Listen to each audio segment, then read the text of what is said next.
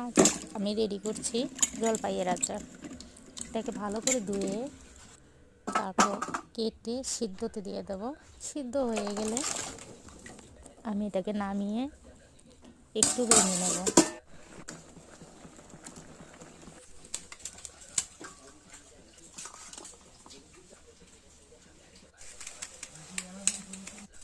এবার একটা মশলা রেডি করছি, যেটা গোটা জিরা, গোটা ধনিয়া আর একটু মিষ্টি জিরা দিয়ে সাথে দিয়ে দেবো 4 থেকে 5টা শুকনো মরিচ, একটু ঝাল ঝালের জন্য। এই মশলাটাই আচারের স্বাদটাকে অনেক বাড়িয়ে দেবে।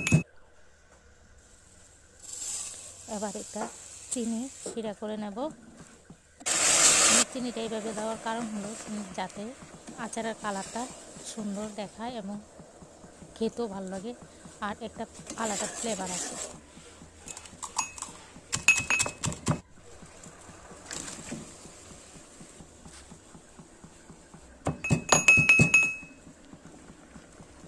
দিয়ে দিলাম মশলাগুলো। দেখুন আচারের কালারটা খুব সুন্দর এসেছে একদম। একটু ভালো করে এবার সিদ্ধ করে নেব। দেখেন কি সুন্দর আচার হলো, অনেক টেস্ট হয়েছে। আপনারা ওইভাবে করে দেখতে পারেন আচারটা।